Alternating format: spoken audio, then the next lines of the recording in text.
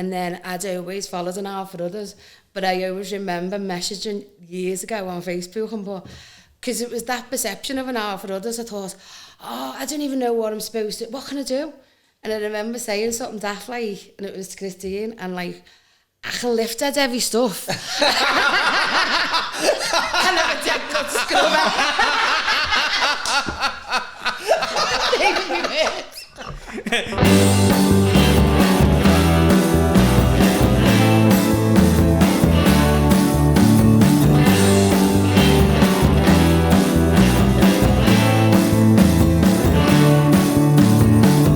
We went right to school like a bit of fools as our friendship soared. We go back to years and shed so many beers, it is too many more. I'll always be around for when you're feeling down. I will lend a hand, and you can count on me whenever you're in need. You know I understand. This one goes out to my best friend. Okay, so welcome to episode 5 of the Together We Are Strong podcast. We've got Susie Kane today. I've already said her name. I said I wouldn't say it there. We've got Susie Kane here today, another member of the Hour for Others team. Yes, Susie. We've been obviously going through our stories.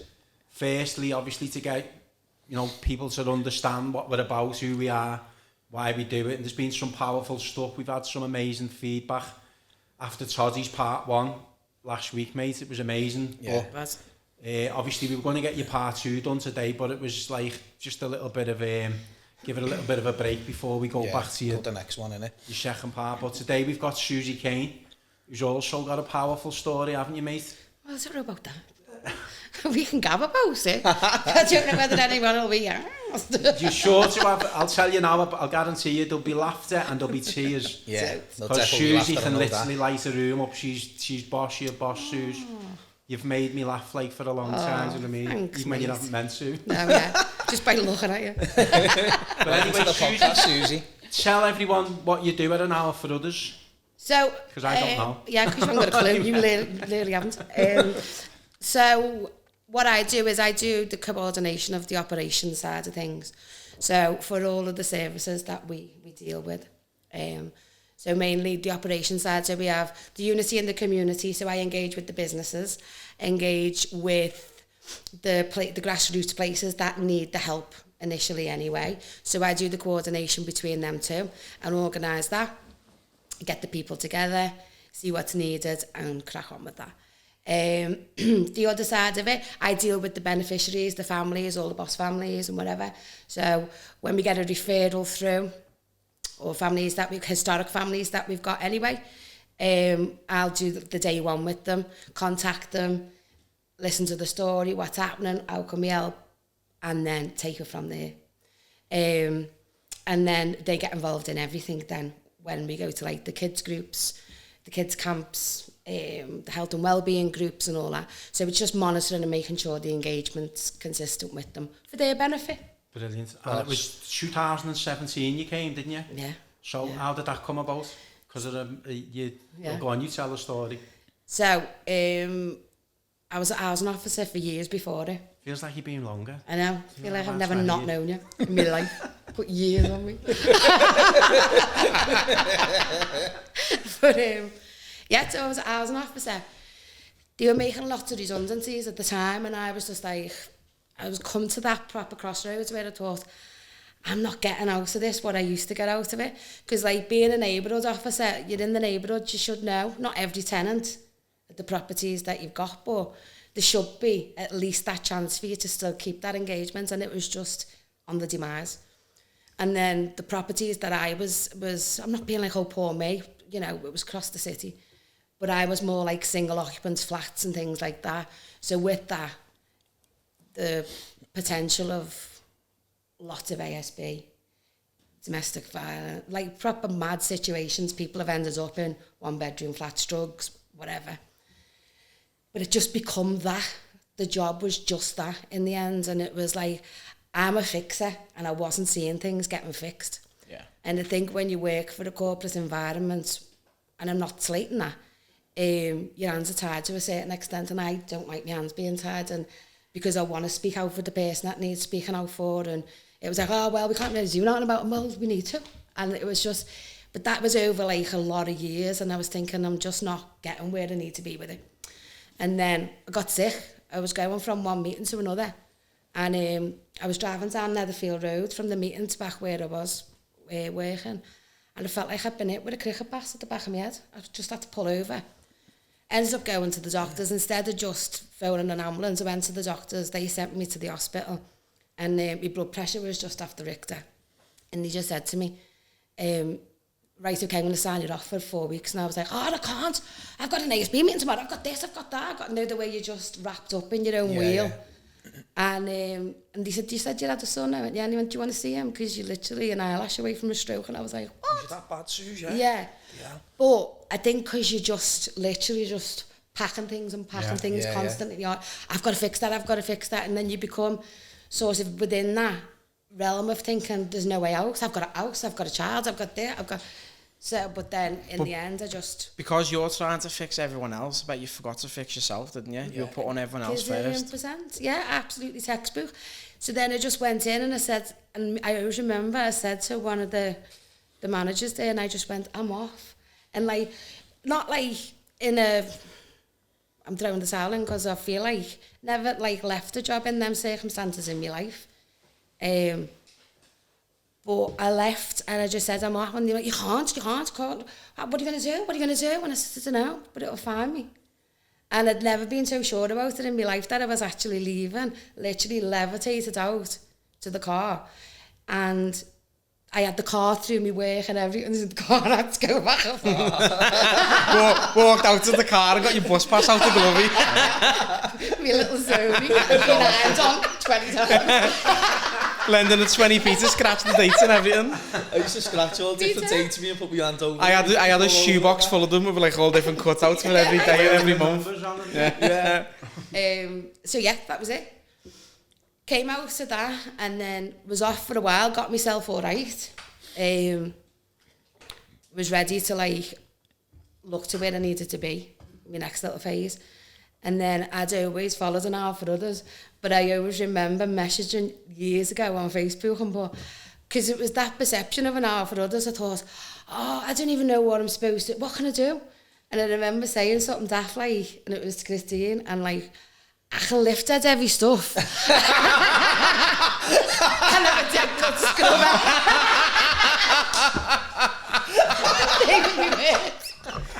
This is the intro. Lift everything. Dead good scrubber. Oh my God. Because I really didn't know. I didn't know what I could help with.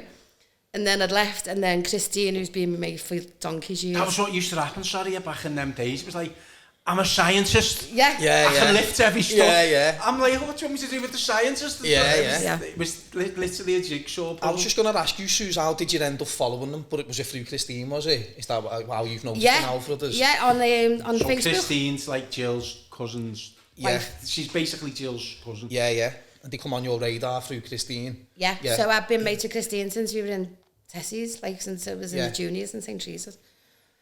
And then she sent me a message and said, Sis, are you still in housing? And I just said, no. And she said, you couldn't give them a hand, could you? She said, they're amazing, I know you follow them and that.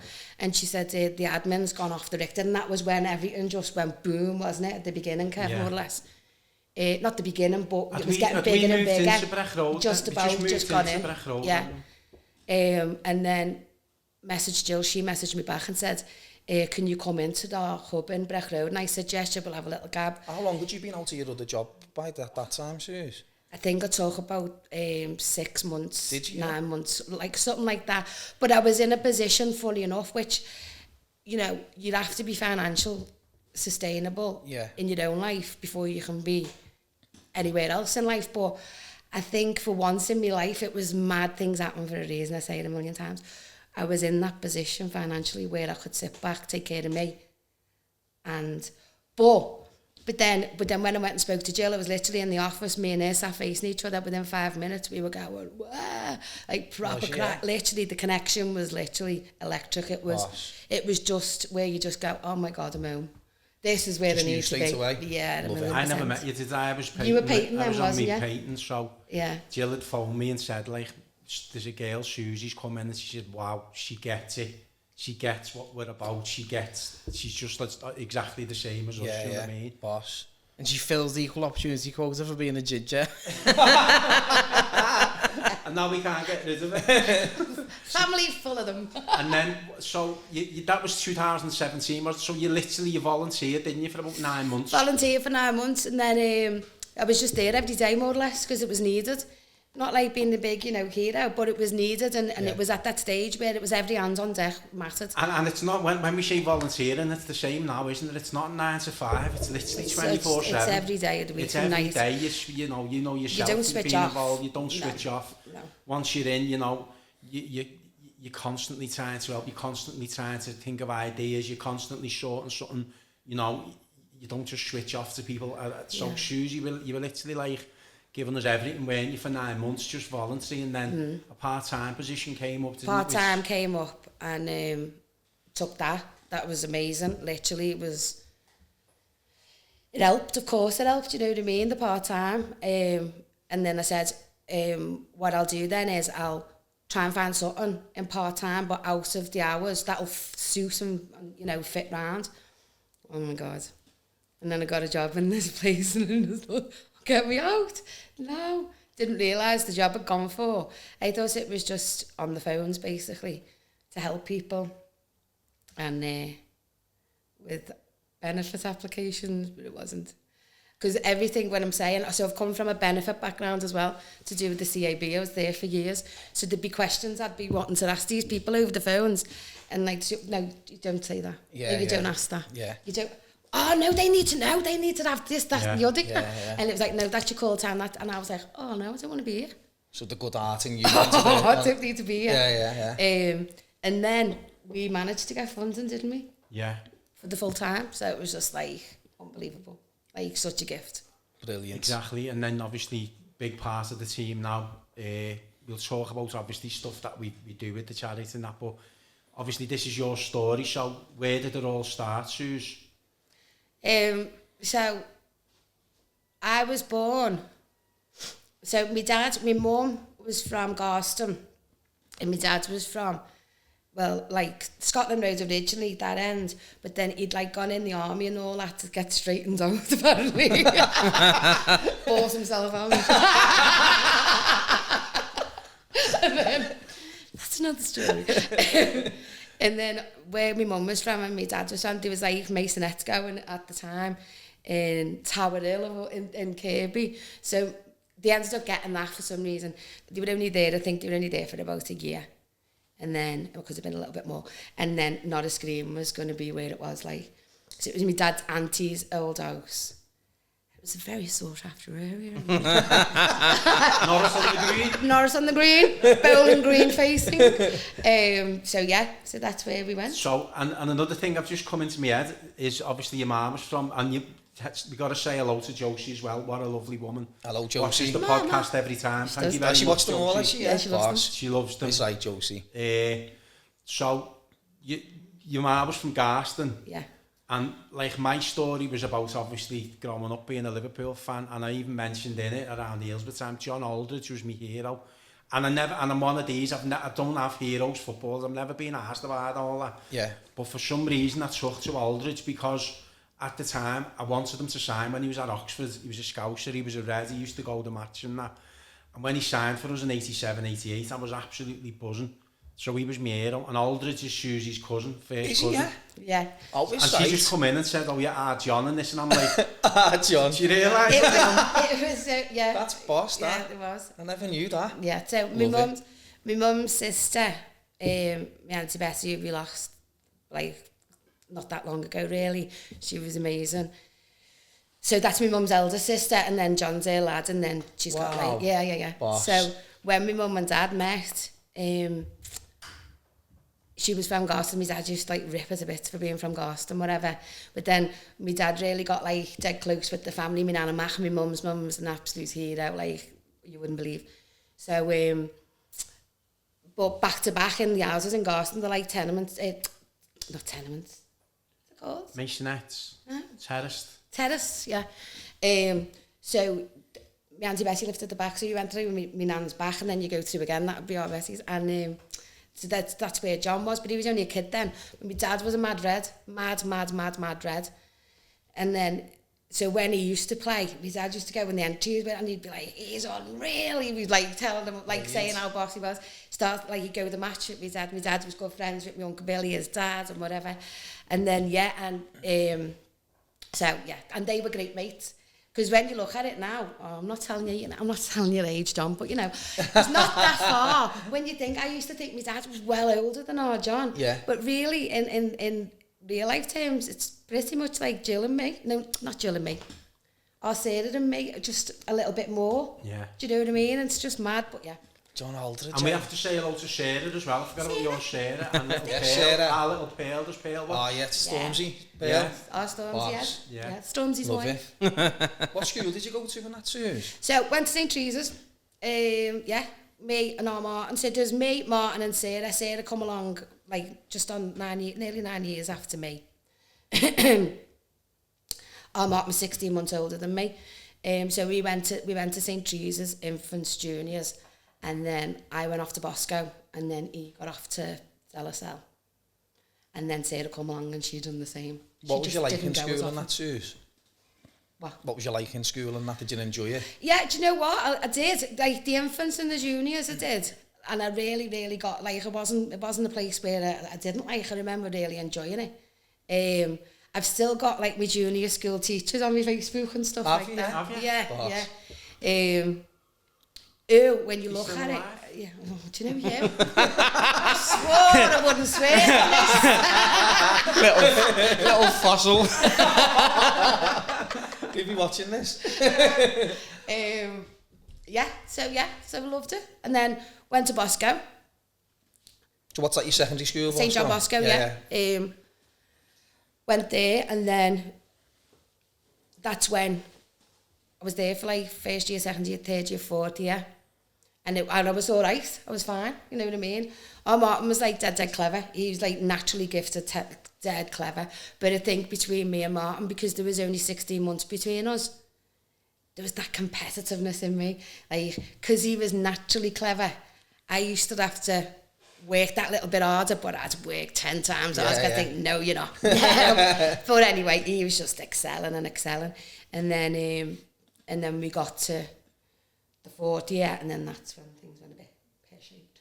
And that education. Was, I mean, obviously, it was just the time with your dad and stuff that. Yeah. So Susie's dad was a character, wasn't he? Like, he was on the doors and stuff like that. Wasn't he? But even like from when my mum first met him, and like the stories, because like he was just something else. I mean, from as far as I can remember back, he was the best educator you could have.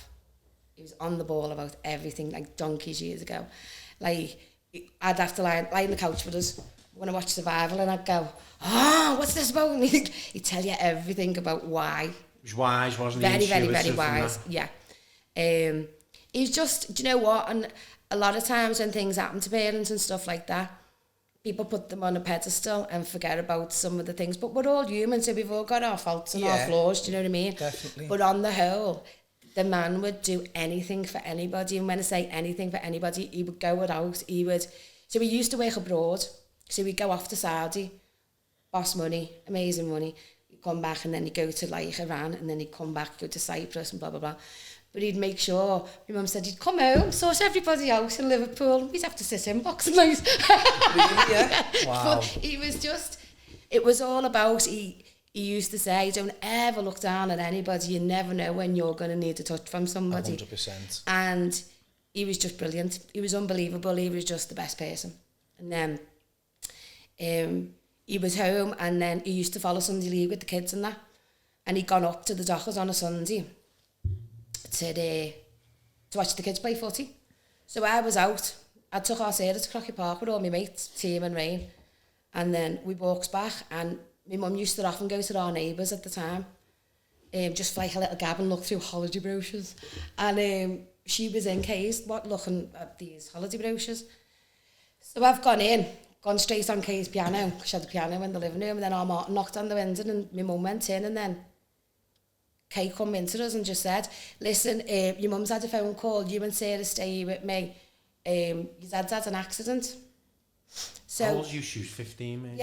Yeah, thereabouts. And then, so I didn't know anything. And then later on, got like, Kay come into me then, because I went in the house then, because I could go in with our Sarah and that. Sarah fell asleep on the couch, and next minute she come in and she just said, anyway, Susie, because when we talk about it now, my mum says, I thought us to been boxing at the footy line. Is that this what they're talking about? He's got in a scrap or something. But anyway, 2 police fellas met my mum at the at Walton Euro and just said they come out, they were waiting to get a taxi and where the bridge is on Breck Road. A fella that broke down. So my dad ran over and then said to them, listen, I'm going to have to push you out the way because if something comes to you there, it's going to go right up your arse. Got him going and that, and then the AHFO come and took my dad, the bus. And you're just like, what? But you know what? If ever somebody was going to be in an accident, it would be doing what he done. Because he literally helped to the end, do you know what I mean? I was just going to say that he spotted the danger and gone to help and... So he was on life support for like, in Walton, for like from the Sunday that happened, which is dead weird. The time of my dad's accident, you know, on the beginning of our podcast. Yeah. The Lava Bird is that time. How mad's that? Really? Oh my God, that's mad. Wow. So anyway, so then it was just, so he went in it, he had to induce him into a coma, and he was there, Mum, I'm dead sorry if you're listening to this. Oh, I don't know, yeah. But it's not, and we don't talk about No. Anyway, so I just expected him to be coming up the path with crutches, neck brace, whatever. It was in complete denial. It was like a big sleep off in the family room in Walton, because everyone was, all his mates, family, everyone was just there, just staying over and whatever. And then the Friday it was, just started seeing everyone's car pulling up outside ours, and I was thinking, you can't leave him on his own, And then come in and tell me, and I was just like, the world changed. The world completely changed. Like, unreal. Like, unbelievable. I mean, just listening to it, my stomach's in knots, you know what I mean? Obviously, it's the same with Suzi last week, but listening to that, it just, because obviously, you know, trying to put myself in that position myself, it's so to actually, you know, and even to speak about it now, it's just, I mean, how do you even cope with that? How, you know? I think to simplify it, I think you just learn to crack on in the way that, well, I didn't, so I'm lying, because what I'm saying is, so if I look at our Martin's perspective on it all, my dad was all about education, but be bold as well.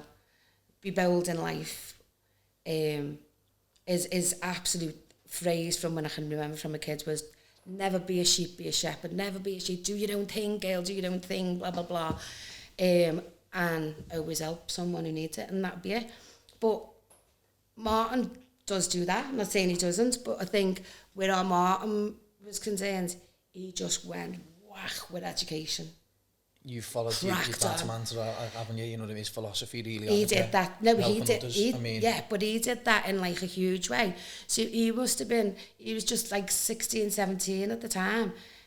He's jumped on the door because he's got to be the man now. He thinks that's what you do. So he's gone on the doors himself. And then had a big mad beard and like was on the door. He used to wear his sixth form school kicks while he'd go on the door of a night. Do you know what I mean? It was just madness. And then I just literally just went.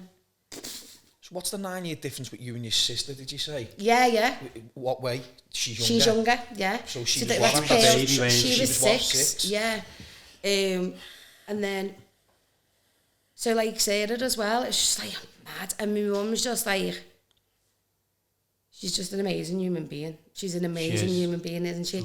And loads of people say, I just don't know what it is about her. She's just got an aura about it. She's just, you'd never know if my mum was ecstatic or heartbroken. Poker face.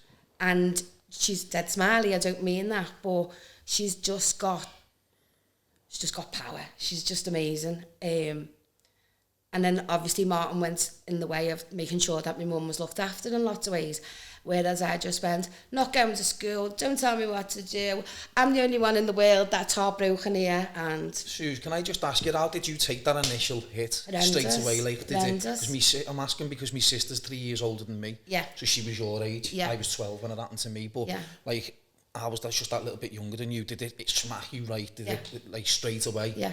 Yeah, because I was still going out me and like with the mask on. Yeah. I was destroyed inside, you know what I mean? But could you blend it? Did you have a meltdown in your own time? No, or was you... I literally just, and I had gone from, so I'd just done my mock GCSEs. And all my marks were sound, they were all great. So I knew that by the time I'd done my GCSEs, they were probably going to mirror that if that wouldn't have happened.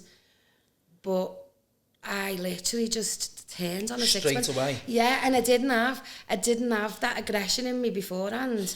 Like, we've always been rippers in our family, we've always been bad skits, we've always been like, you know, whatever. But like, I turned like aggressive overnight. Yeah. Like you wouldn't believe.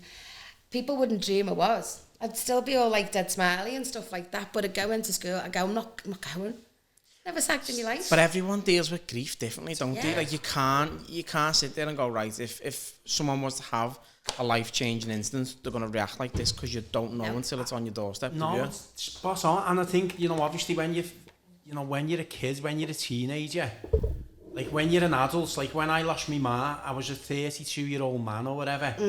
I had a lot of knowledge in the world. I had a lot of sort of wisdom I picked up. So I had a lot of, I could sit and speak to myself, and even speaking to people about me mum, I could say things like, well, you know, as bad as it is, like, she'd want me to carry on, you'd expect these things happen, but you haven't got that as a teenager, have you? You haven't got the sort of... I want to speak about that, Kevin. So I want to, like, I don't want to shit all over the school systems, you know what I mean? But what I'm, regarding going back to my story, just dead quick, when I turned 18 and my head fell off, I'd done what you do in primary school? Is it 5 or 6 years, is it, guys? And then you got 1 and 2, 5 years in secondary school. What are they learning you in that school to deal with stuff like this? Do you understand what I'm saying? Yeah. Are you picking tools up in school to learn, like meditation, to learn with stress, stuff like that? Energy. That you're not going to get if you're not getting it at home. This is what I'm saying. Why isn't that implemented? I don't really know what's going on now in the schools. I think a lot's changed. And Johnny, don't tell. Yeah, I think a lot's changed. It is, isn't it? A lot's changed, but I look back and think, why, if I had to just pick some of that stuff up, maybe I could have handled that better. Do you know what I mean? And you're obviously being fair.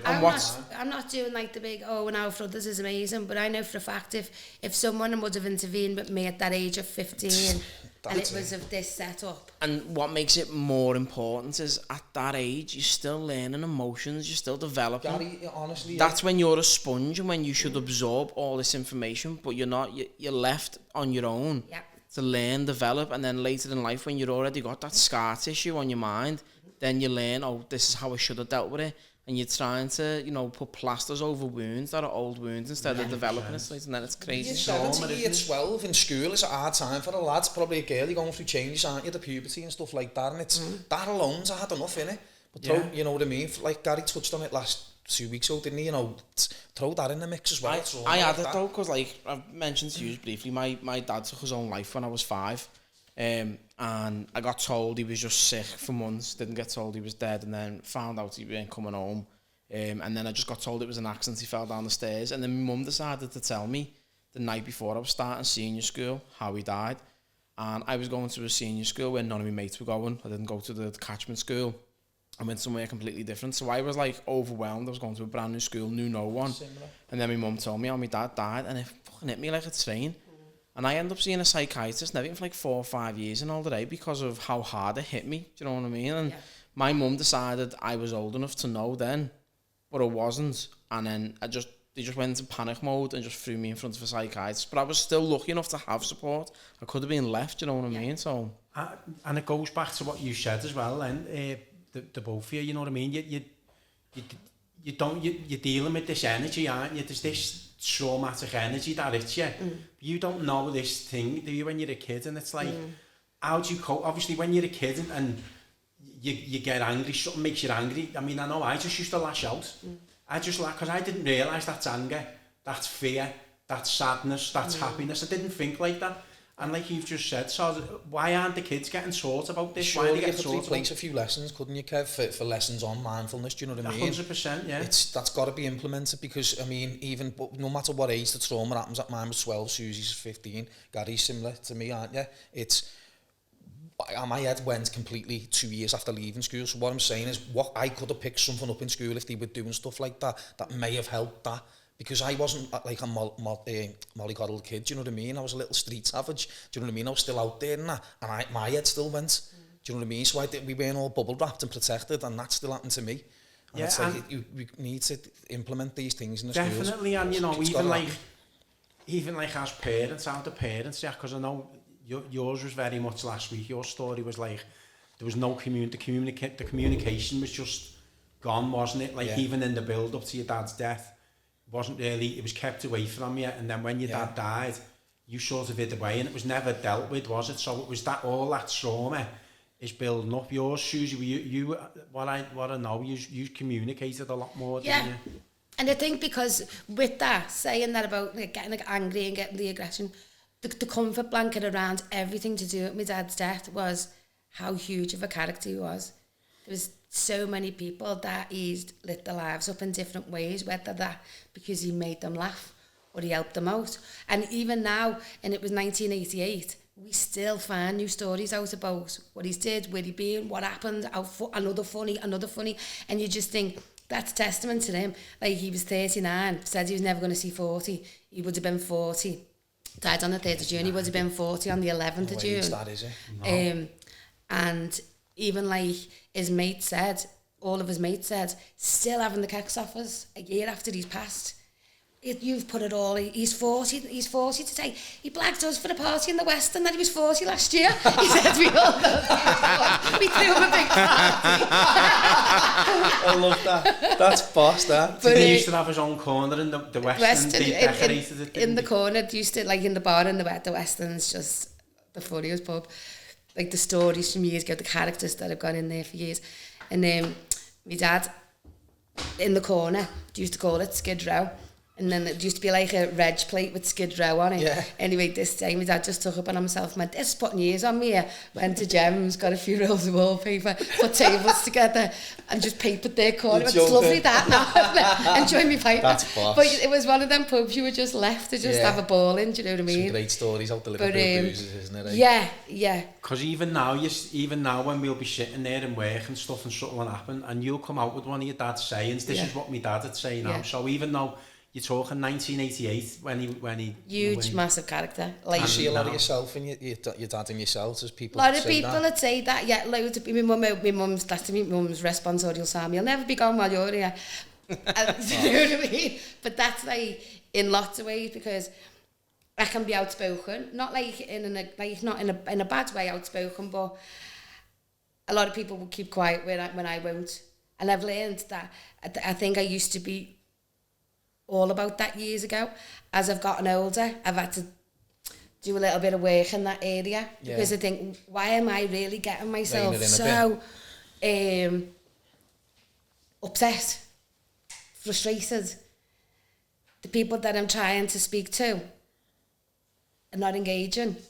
So it's only me that puts my head on my pillow, yous on crying over me or getting stressed over me. So I think you just do that little bit of work. And I think that's just maturity, isn't it? I think as you get older, you start to realise, you know, what's important and what's worth fighting for and what, you know what, they'll come in their own time. And I know you'd always say you're our fella that loved an hour for others. You'd have been. God. And it's funny because, listen, people believe different things. I don't believe you die. I just believe you pass on. Your spirit can't die. Energy doesn't die, does it? So we're all definitely all gravitating towards each other. You gravitate towards each other, and there's a force out there that's making it all happen. Do you know what I mean? And I believe they're still there. They're still behind us. Definitely. Yeah, and I always think, even up until the day when I met Jill and then yourself, I always think, you might not have been here physically and people might not get that, but that's fine. I get it in my way and I'm all right with it. But I think, like, he saved my life in loads of ways. From that day onwards, he was my guide. He has been my guide. He has been the person up there that's gone, sorry, nothing's happening today. All right, she's having a go. Definitely, she's at it, but leave it a minute, she'll be all right, she'll come back. Yeah, and then definitely. that's been like the little path for years, and then it's all come apparent as you get older. You go, well, that would have happened, that would have happened, that was on, and I would never have met these. I know that these were put in my way. Kev's mum, Jill's mum, do you know what I mean? I reckon they're all up there like that big game of chess. Put him there, put her there. In their own skid row. Yeah, in their own skid. They have the best skid row going. So what happened then, obviously, in the years after? So then after that, so then the school was amazing when I think about, so when I say about the support that came from the school, I think that's changed a lot now as we've gotten older. You know, schools are doing absolutely everything they can to a certain extent. I've seen it. But there is a lot of work that still needs to be done. I'm sure a lot of teachers would agree with that as well. So then I went back and we had this head teacher, and at the time, she's passed now, and I remember she changed, our head teachers changed while I'd been in the school about 2 years, and she come in, she's like a sergeant major, but she must have had to do it. You think of how many 100 girls are there that she's got to keep in check, and she walked onto the stage with her hands behind her back, just staring at us all, and everyone's going, oh my God, she's going to be worse than the other one, blah, blah, blah. Anyway, when that happened with my dad, obviously your timetable's chocker because you've got your GCSEs coming up. And then I remember my mum took me in, and God love my mum, we sat in her office, and there was a big statue of Our Lady behind her, and she said, right, okay, what I want you to do is, she said, look at your timetable, and I want you to just scrub out what you don't want to do on your timetable. It was just literally, oh God, sorry about that, but literally just scrubbed loads of it out. And she just says, I know that, look, we all get to the point where we think, I don't really know what we can say to you. And I said, stop saying what you've said to me then all my life. And they were like, what? And I said, you know where behind you? No, I've got my fate's bigger than it's ever been in my life, and has been after that. Do you know what? And I went, I thought God's love. And I just went, and my mum, obviously, my mum's got a massive faith. My mum's going, Suze, and I'm, no, because this wouldn't have happened to me, you see. This would, the house. So then that was the aggressive then coming out of me. Blame, let's blame everyone. Yeah. First person that gets it, obviously. Yeah. You know, even though it's just the way life pans out. But anyway, and she was like, Suze, listen, come with me. And she took me, and there used to be like a prayer room. They used to have all like bean bags in and stuff like that. And she went, come on. She just went bang and volleys one of the beanbags, pick one up, punch one. Me and her were just punching beanbags all over the prayer room. Wow. It was, but you know what? I thought, you get it. What a release. Yeah. You get it. Yeah. She went, that door will be open for you whenever you want it. Oh, boss. Whenever you want it. And I just remember just thinking, wow. She was like one of the most, she took me for quite a few lessons. She was one of the most educated women I've ever seen. And even till now, what I am now. Unbelievable, but yeah, she got it. But then... She's probably gone through something herself, hasn't she? But isn't it, again, like your story, Toddy, these people, like at the time, they'll stick with you forever. Yeah, never forgot it. In your darkest hours, like even at the time, you probably never really got it at the time, but years and years later, it stands out. It could even be phoning someone to say, look, I'm here for you if you need me. Just to know, it's such a huge difference, and I think that's always been the concept behind this. It's like anyone's life, and this is what I say to everybody, isn't it? Every time we do an event or everything, I say, you know, your life will be going all right. We've seen it so many times where families, happy families, their lives are going brilliantly, everything's fine. All of a sudden, out of the blue, it happens, and it's like, you know, then it's the whole world collapses like you know more than anyone. And just to have that network, just to have people there who can just like, whatever, just be your release, whatever, just to be there with a kind word. It's so important, Definitely. isn't it? That, and everyone cost anything either. But the important thing is, like, we're all adults, we've all got our own lives, you know, you're busy, you're spinning plates, as you said before. It's knowing someone's there without them being in your life 24/7. You don't have to be in each other's faces. It's just at the end of a phone call, at the end of a text message, you know what I mean, a knock on the door. That's all you need to know, is that someone is there for you in your moment's need. Definitely. Yeah, and every, you know, how many people, you know, we've seen so many suicides and things like that, haven't you? People who were just struggling with trauma and things like that, just to reach out to somebody, just to speak to somebody. Definitely. There is a people there. There's not just our organisation, there's organisations doing amazing things across the city, isn't there? Definitely. Yeah. So then obviously Suze, going through your school and stuff like that, it was just it was the aggression side again. When I say aggression, I was never aggressive with anybody in school or anything like that. It was in our home. The nearest and dearest. It was listen. Always the wrong people that got it. Honestly, my poor mum just got it in the neck. Me and her never argued beforehand. Never had just general things. She'd obviously disagree and say you were a little snatch from time to time. But you know, there was never like, it wasn't like an angry house at all. I brought that there, do you know what I mean? Because like I just rebelled in most senses. I didn't go to school then. Wasn't going to sit me exams. What did you have, a year or two left as well, Suze? Probably a year left. Yeah. And just left. They weren't getting me back in. Like there was not a chance. He tried. I went in for a couple of days. Then the next minute I'd be off. And like they tried everything. My mum tried everything. And I was just like, nah. What did you do from there then, Suze, going forward? Did you have any aspirations to be anything, or that just rocked your world? And I didn't know. I never knew. I literally didn't know. At that age, do you? Just didn't have a clue. Ever. Didn't have a clue. I just like sort of got like little. That might be an hairdresser this week. I think I'll be an hairdresser. Did you just go into work though, Suze, like more or less straight away, or did you just? Yeah, so I've done like a few little. I started in hairdressers that didn't really end very well. Lifting heavy things. I was good about.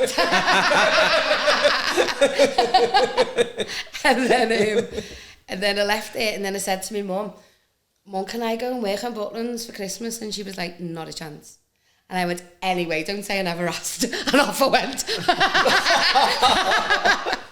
So I said, it's only for a fortnight, I'll be back. So she was like, well, you're going to do it anyway, aren't you? Yet the bus picks us up at the Albert Dock on Saturday. See you when you get back. So we went, just at the best time. Just literally. Just the funniest time. So we made Kelly. Was that Skeggy or Kelly? We made Kelly. Boss, really. So Kelly had been in my school since I was like, I was in our Martin year, like a couple of years above. But obviously knew me. We all had like similar friends. Like all of our friends were all like the same. And then the day that my dad had this accident, the day that he died, tea time, got a knock at the door. Kelly was at the door. She was like one of the older girls from our school, and like never left my side. Like Since never that? left me, like literally, yeah. Wow, amazing. So then obviously as we were getting a bit older then, I said to Kelly, let's go and work on Butlins. She went, Mum will flip. I went, just do it. So we went for a fortnight, came back and then went back for the season. And my mum was like, you said it was only for Christmas. Did you love it, Suze? To scream. But when we first got in there, so I was in Stars Bar, I'd made out as if I was Peggy Mitchell, never poured a pint in my life. Never poured a pint in my life. Went in and they went, right, okay, with you being so experienced, you and Kelly are going on the cocktail bar. I was like, oh my God. 17. So I wasn't even 18, shouldn't have even been there. Goes on this thingy. So I went, so you know the way you used to get your keys in Butlins and the fellas used to always go for a pint while the women queued up. And I went to Kelly, let's clean up, let's look like we know what we're doing. So starts cleaning up, and you know the measures for all your drinks. I tidied them away in the bottle bin. I just thought, oh, their lid's off some. These three fellas come up and went, can I have 3 Jim Beams? We'll just have a small one, thank you. By eye. I didn't know what a small one was. I still don't. So I went with the Jim Beam.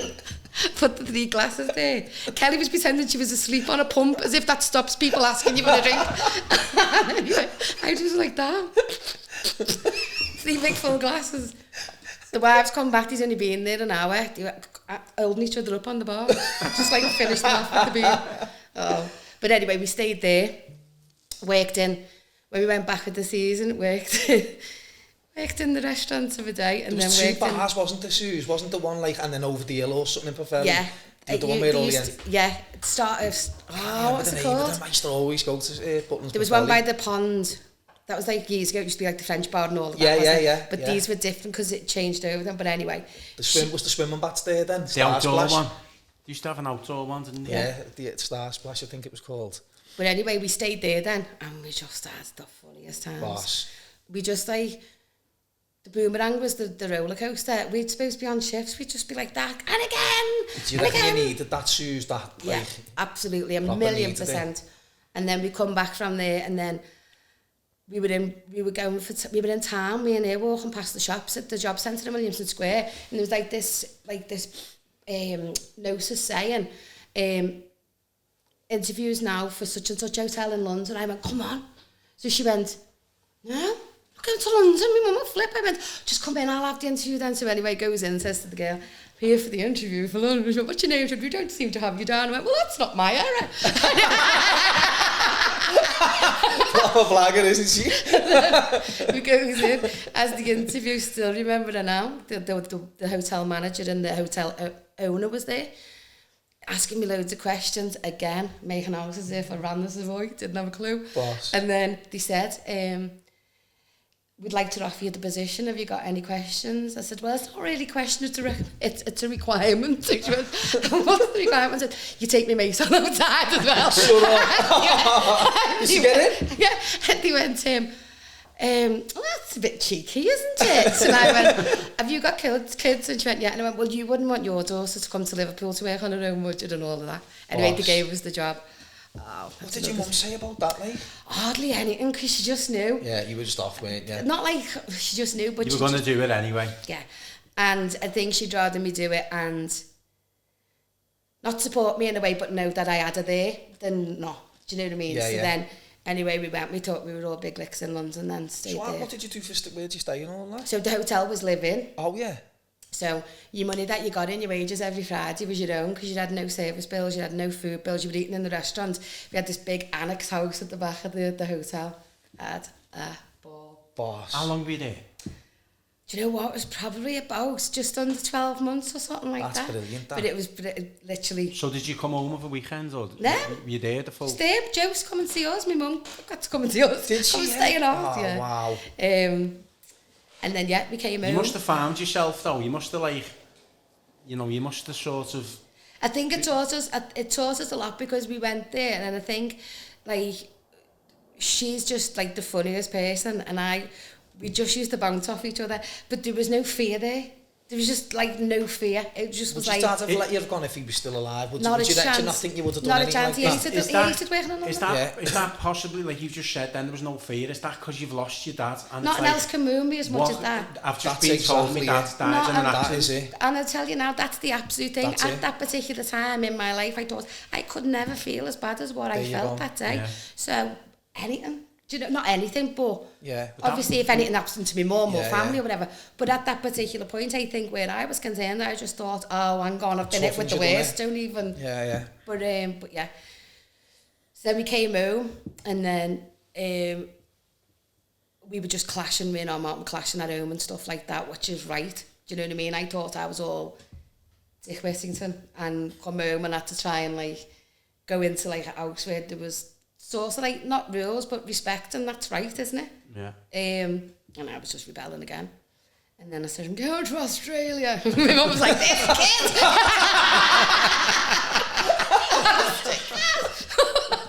You're just like that with a fucking map, aren't you? There. My dad used to say that, you know. Sure, He used to go on a map, he'd go, put a pin in Fucking there. Judith Chalmers. Put a pin in there, and what we'll do is, right, I've got a mate who's got a helicopter. We'll get in that, right? And then we have to find our way home. So you went to Australia? No. How did you not go? No, so anyway, I was working, getting, like, obviously I needed money and stuff like that then, because I needed a job. So my mate's dad had a pub, so I worked there. And then it was just getting... The pub was called the Australia. Ned Kelly's. Ned Kelly, man.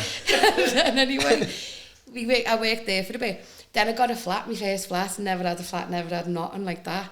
My cousin, Joe, he's passed away now, just adore him. He was wild, he just adored me dad. But anyway, he had a mate who had these flats and that. So anyway, he's like, I want one. So I got one, thought I could, like, have a flat. Got the flat, and then was in my mum's more than I was in the flat. I was like that when I Do you know what first I mean? moved out, yeah. Because yeah. the reality, Yeah, oh, yeah, this isn't yeah. funny anymore. Novelty's more off, isn't it?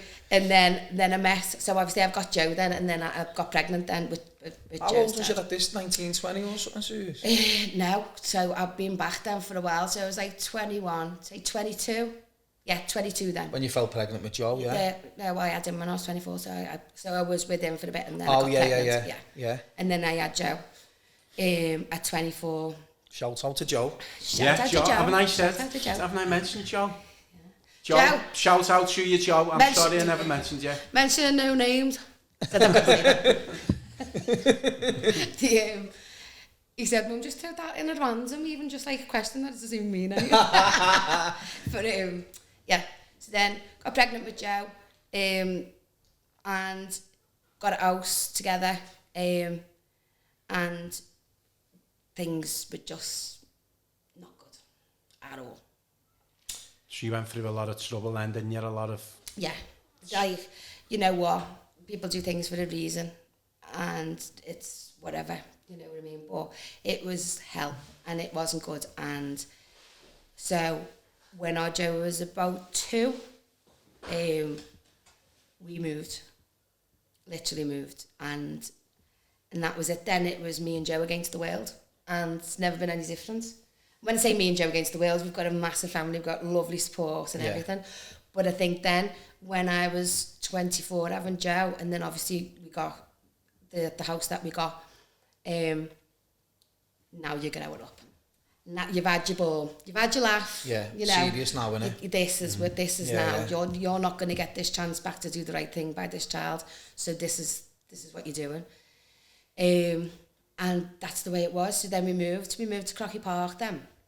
And that's where we stayed for 16 years. Wow. And he's just, honest to God, I know it sounds that cheesy, he's just my best mate in the world.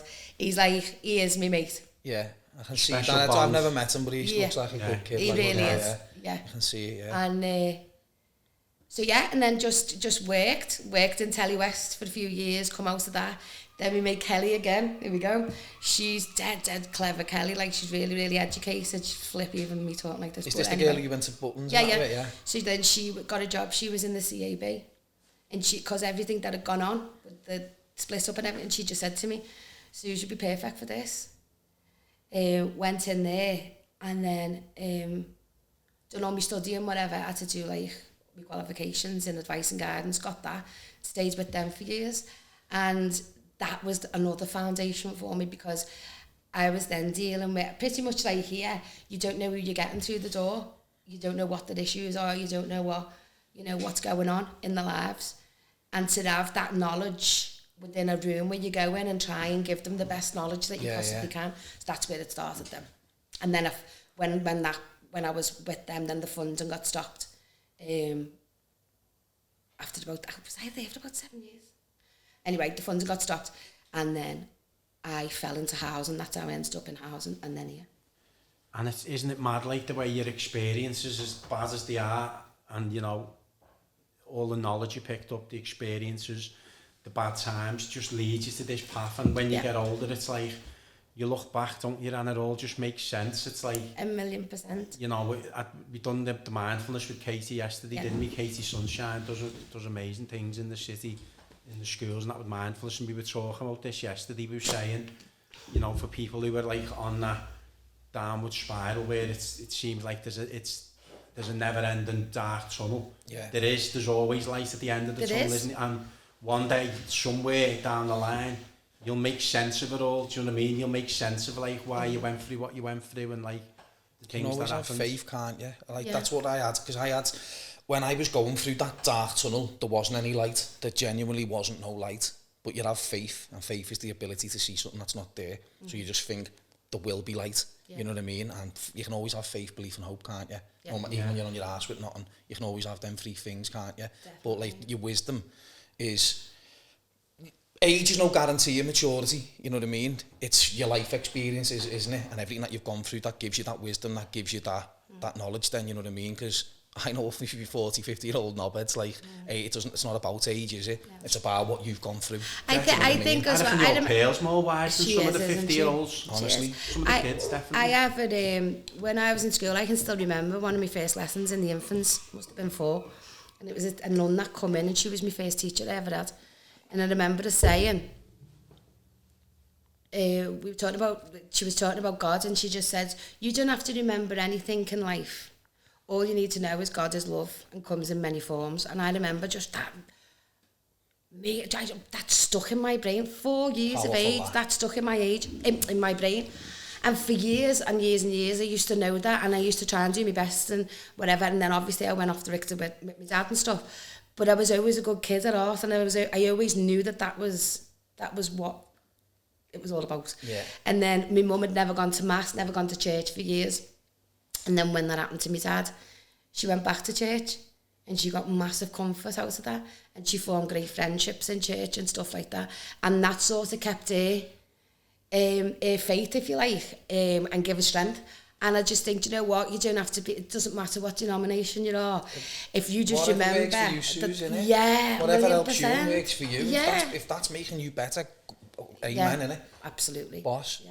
And I don't, it's something that's not talked about, isn't it? You know, like I think when you go through the crap times and stuff, and when you're trying to make sense of it all, aren't you? And then you're coming up with these things about, like, you know, there's something else there, isn't it? There's something that, there's a reason why we're here, there's a reason why we're going through these lessons. And then when you start talking like that, other people who don't understand you, or he's a Ming, he's talking deep.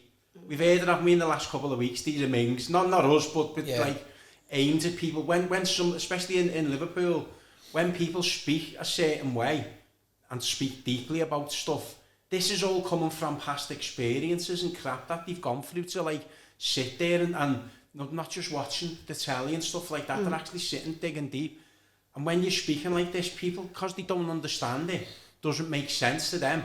Dickheads, them, Mings, talking shite. But you know what? I think you'd have to be true to yourself, and going back to the very beginning when we were talking, Todd, don't sweat what other people don't understand about you. Yeah. Because I think it's just opinions, it really is, and I just think you really have to leave that at the door, because it's unnecessary, and it's only gonna make you feel worse at the end. It's perceptions, that's isn't it? all it is. Yeah. It's perceptions, you know. It's everybody's got their own perception of the world. Like you just said again about your mum with her faith. Like I'm not, don't believe it. Well, not that I don't believe in religion. I was never bothered with religion, but I've got my own faith in, like, there's something there, there's a spirit which we're part of. You know, whether you want to call it God, cosmos, the universe, source, energy, 100%, do you know what I mean? 1,000,000% to me. But it doesn't have to be somebody else's, does it? And it doesn't, mine doesn't have to be theirs. And as long as we can all respect each other, and that's all it is. Like I've said it in the... That goes back to your fella saying, don't be a sheep, be a shepherd. Don't follow the crowd and jump on the bandwagon for religions. Believe in what you believe in. And I think like my dad was just, he'd champion anybody who thought a bit different, champion anybody who dressed a bit different, champion anybody who, you know, that type. And that was just something that, like, my dad didn't dress like the crowd. Like, obviously there was certain elements of how he dressed, but like, he'd go and get, like, when he worked abroad, he'd go and get made to measure, like, full length sheepies, full length leather coats, and go bouncing the Western in them. It was like, look like Neo from the Matrix, innit? honest to God. Honest to God. And literally, he'd have this tight black hair, dead handsome, big massive smile, but just, and literally work the room, and everyone would be like that. What's he got on now? And he'd go, this. Just this. I love it, Suze. I love it, mate. Touched on before, but it should be celebrated, shouldn't it? People's, like, differences. Uniqueness, yeah. That's what I've said in the kids groups and that. It's, look, we don't all have to be the same. It's great that we're all different. Imagine if the whole world was me. Yeah. And but you know, deep down, people are dying to be able to have that courage to open up and talk about what they're really interested in, or talk about their true belief, you know what I mean? It's like, it's a bit of an ego death, innit? Even on a much smaller scale, when I was like 14 in school, right, I wanted to start gelling my hair, right? I wanted a little quiff. And at home, I'd have it, but in school I wouldn't. I was like, I don't want to get fucking told off by the lads and all that. And I was like, that's fucking embarrassing, you know what I mean? But it's like now the kids these days, they all wear the same gear. Like I seen an article on the AHFO the other day, I was pissing myself. It was all art because the lad's gone missing.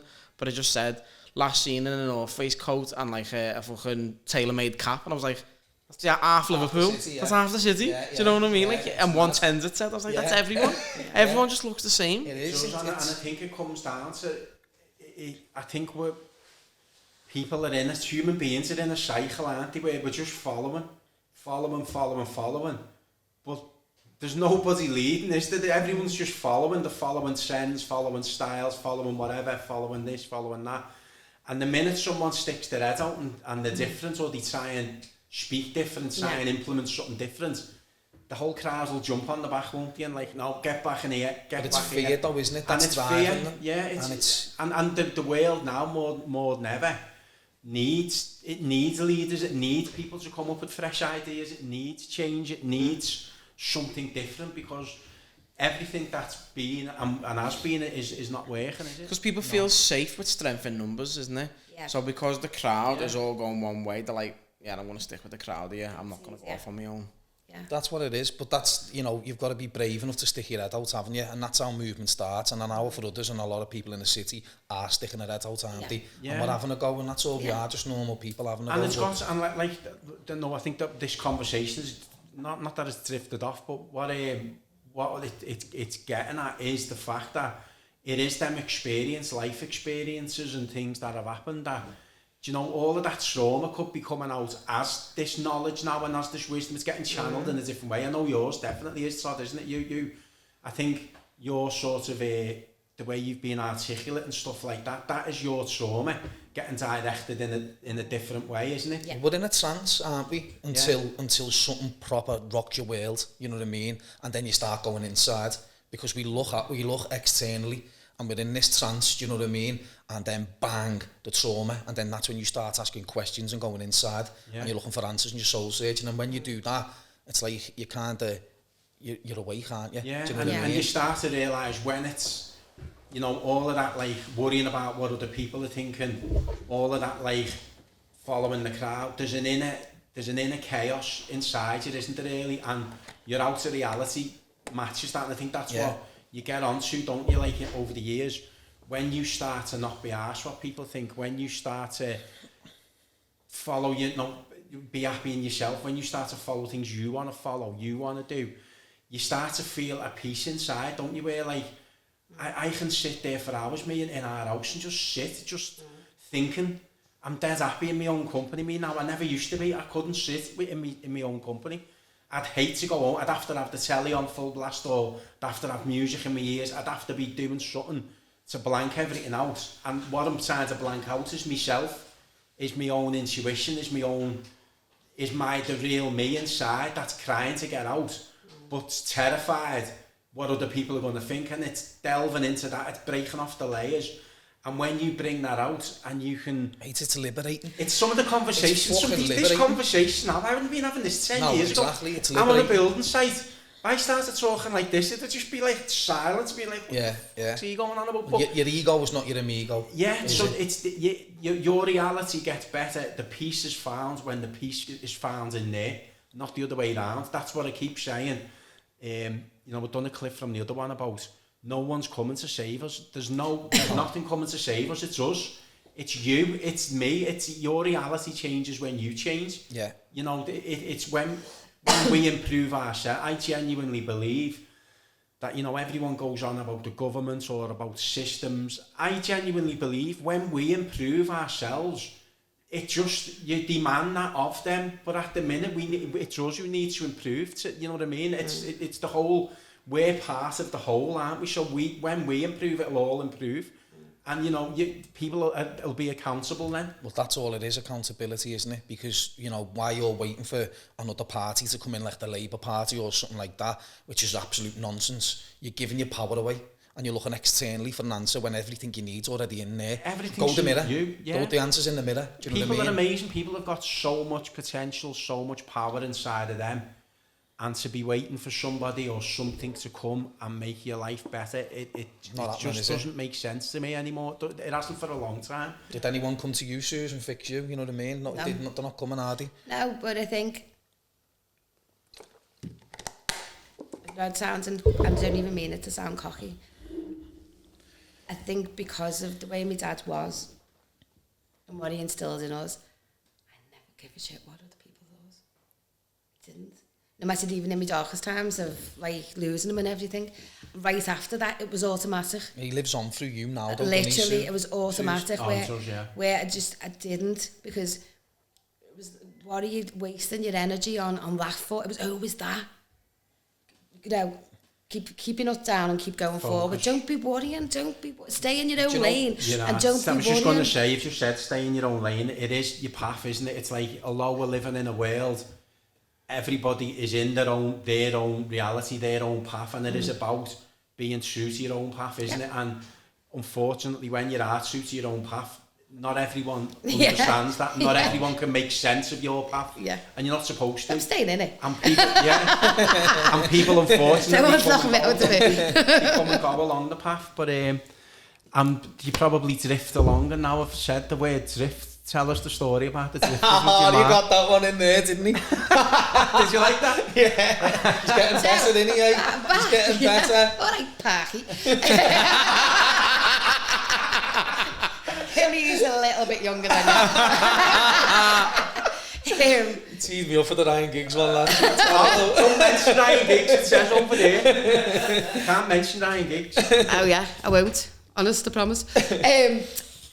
So, back to Butlins. We actually did drift off, didn't we? Did you? So it's drifted back to the drifters. So my dad was a mad Drifters fan.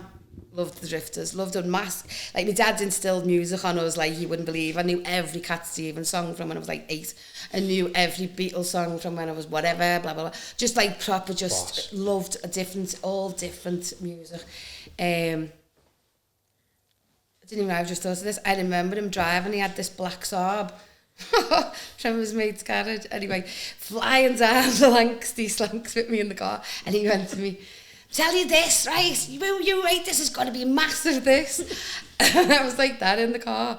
And the next minute, dum, dum, dum, dum, dum, West End, you know, West End. Yeah. And I went, Pet Shop Boys to my dad. Watch what happens, these are going to be huge, these. And they hadn't even come up. That was a tune, that though, weren't they? So anyway, I've just thought of that. But anyway, so he was mad. As good as that. Shut up, I thought you meant to speak. They had so we goes to Butlins this year. Our Joe was about 2. Dead little. My mum, my Auntie Mary, who's passed, God love her, she's another diamond. Our Sarah's best mate then, we all goes to Butlins. We're in Stars Bar, so I've got Joe now at this stage, but we're just talking for like a caravan weekend away. Anyway, we're in Butlins, and my mum loved the Drifters as well. So anyway, we goes into Stars Bar because the Drifters were on. So like, anyway, so obviously there's a few newbies, isn't there? Because there'd have to be, because they've been going forever. But anyway, they're all on. So my mum goes, I'm going to take Joe back to the caravan. He's fell asleep. I was like, all right, anyway. So we're in our Mary takes Joe. We're like that. So we sees this big queue for everyone wanting signatures. And I thought, I'm standing in that. I'm not standing in that. Because I'm not getting a signature. She'll be all right. She's got the album. She'll be all right. Just needs a signature. As we've come out at the end of the night, our caravan was literally, you could be further from where our caravan was, right? So anyway, they've got this big, massive people carriers all at the side of Stars Bar with them big, you know, the big things that carry everything, all of the gear and whatever. Next minute, the Drifters come out the back door. I went higher, and it was the street sergeant off Hill Street Blues. That was the lead singer, right? So I went, was it Hill Street Blues? Yeah, I think it was. So anyway, I went, listen, you're going to believe this, right? Now, I've never done poor me, I haven't got a dad. I did. So the dad card in, Tommy, you've got to work for me. So I went, listen, you're not going to believe it, right? I said, my mum, I said, widow, they loved all your songs you've heard them 1,000,000 times, haven't they? I said, please, can you just come and say hi to her? They're all of the Drifters. My mum's dead shy as well. So anyway, it was the caravan door. My mum's gonna knock me clean out. My mum's sitting with her feet in a bell with a dressing gown, with her hair in rollers, like that, not a scrap of makeup on, with her feet in the bowl. And I went, sing this when we come in. So I went, well, Saturday night, and they all walked in behind me, all ducking like that because they were huge, getting in the caravan. And they're all just stood and pleased me mum like that. Saturday night, my mum's got her feet in a bowl, all blotchy.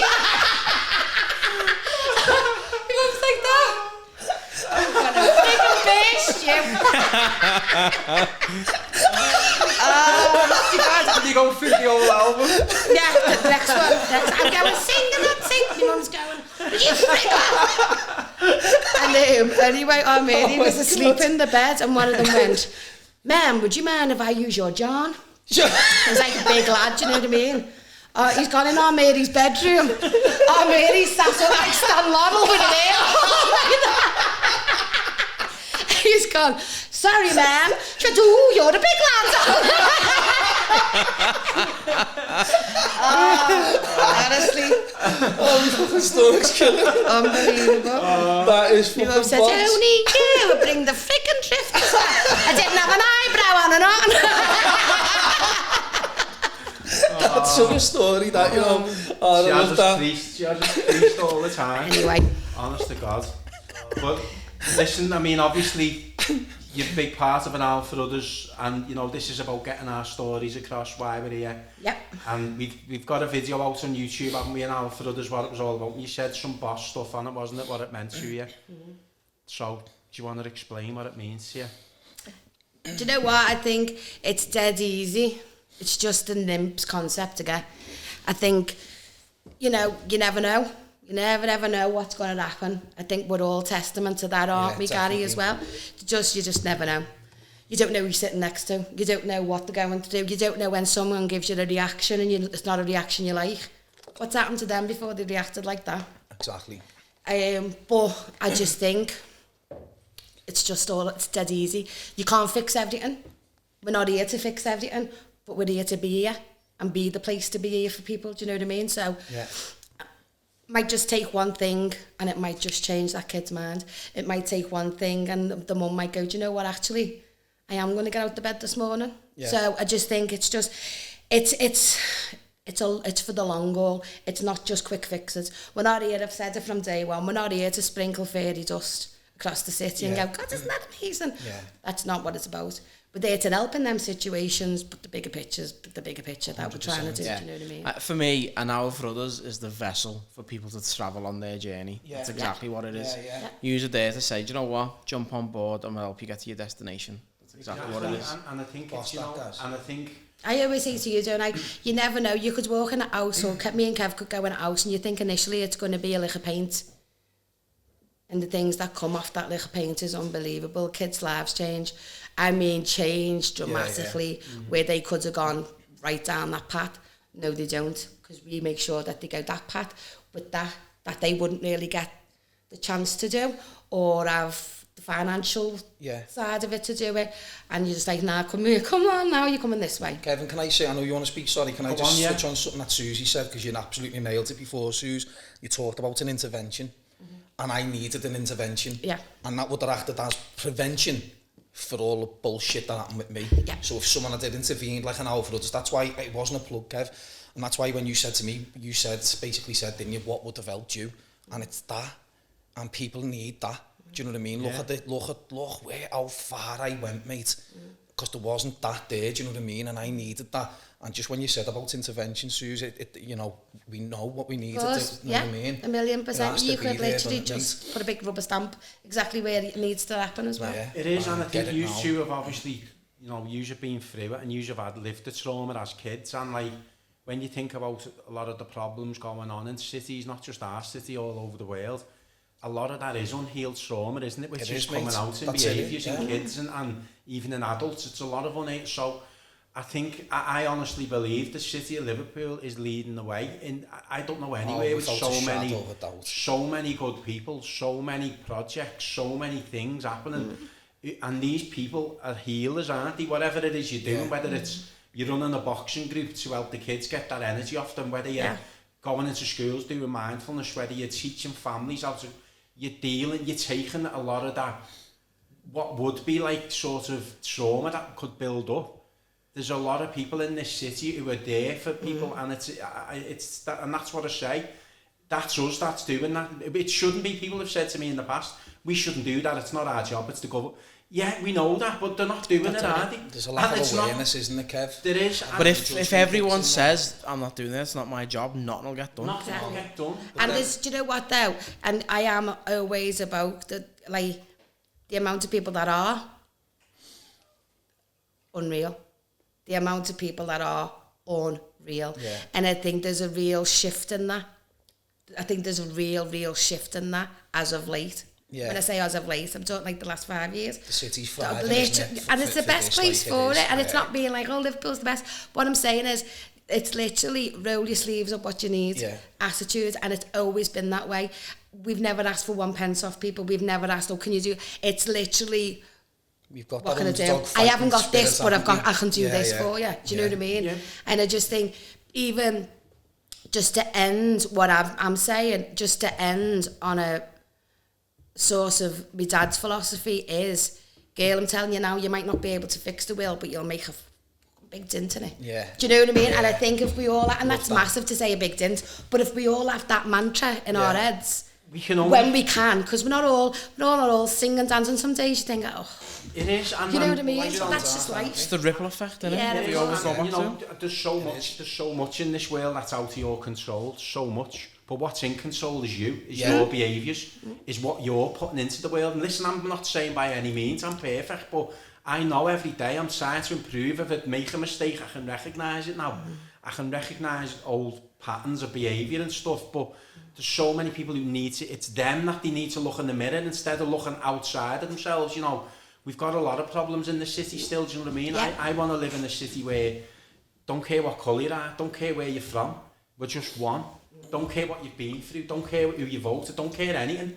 I just want to live in a city where we're all working together, where we're putting these rivalries aside, whether you support Liverpool or Everton, or you're black, you're white, you're whatever, you're Catholic, you're Protestant. Doesn't matter. What comes first is that you're a human being. We understand that, we make mistakes, we understand that. We've got our faults, but ultimately we're striving to improve, we're striving to be better people. Mistakes are important because they're your first opportunity to learn. Yeah, of course. Growth comes from you mistakes. win or you learn. You don't lose, do you know what I mean? Yeah, You win or you exactly. learn. But there's a lack of awareness, Kevin. I feel like I always repeat myself, but that's why I always said, like, reach one, teach one. Everyone who's got this awareness now, it's to educate people on where, say, my trauma was playing out to crime and whatever. It's like, then you're getting judged by people who haven't got that awareness to understand that. What's driving that behaviour? They don't know, so they're judging you, calling you a rat, turning your back on them, do you know what I mean? This is why the kids are running wild in the streets, because there's a lack of awareness of, I don't see rats anymore. My judgmental cap's gone. I see patterns, psychological patterns in human behaviour. I know why they're doing what they're doing. There's something driving that behaviour, and people need to be aware of that. So it's reach one, teach one. We all need to, even if you don't, we're all split up at the minute, you know what I mean? We're all divided, aren't we, at the minute, difference of opinion, but we've got one thing in common, and we all want to live in a better world. Surely we can start there and go from there. We all want to live in a better world, surely. Yeah, of course, yeah, definitely. And you know, that biggest thing I've always said for the 7 years we've been going is that you'll never change that. You'll never change that. All as that means is I'm not willing to change. Yeah. I'm not willing to change. That's what that means to me. And you know, years ago, I'd have an argument with someone that the proof's in the pudding now. Over 7 years it has changed. People have changed. We've changed a lot of lives. We've changed the community. We've created, not just us, but the people who've decided they want to make a difference are creating change. So the proof's in the pudding there. So, you know, I keep saying that this world now, we're at a crossroads. This world is the earth, whatever, humanity's at a crossroads. I feel like the thing what I was getting in my head a couple of years ago was like this train that we've been on forever, riding into a station, it's falling to pieces, there's smoke coming off the engine, there's bits falling off it, the windows are smashed, there's graffiti, there's rubbish in there, the people are packed in, everyone's unhappy, unhealthy, and that's pulled into the station. Now, that destination, it's going back to the way it's come from, it's going back to all the where it's come from. Nothing's going to change on that train. You've got the option to stay on that train and keep doing it the way we've always done it. And I've said on this other platform here, is this brand spanking new, state-of-the-art train, this new world, if you like, that's, you know, it's state-of-the-art, it's got all the best mod cons on it, it's boss, it's dead comfortable, it's people are on it, people are happy on it, there's space for everyone, but everyone on there is happy, everyone's trying, everyone's doing the bit. You've got the opportunity to get on that. That destination is a little bit of the unknown, it's something that we've never done before, but ultimately you just know that it's going to go to a better place. You've got that choice now. We're getting on that train, just trusting each other, trusting new approaches, thinking differently, and heading to a better place. But we don't know where it is, but it's a better place than going, staying on that one and doing everything the way we've always done it to go back to. I'm not being funny, that destination that it's going back to is oblivion. Because if this carries on, if humanity carry on doing what we're doing and not learning, there's nothing down for us. We don't deserve it, do we? I love that, Kev. That's boss, mate. I love it. It's fear as well, innit? Fear of change, fear of the unknown. Going into the unknown. Being in a bubble, you know, you fear.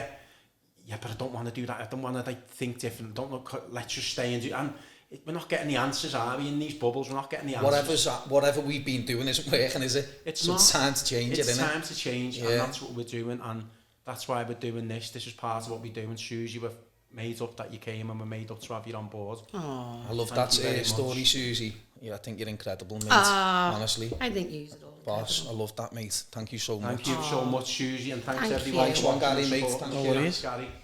Thanks, Gary. Even though worries, that was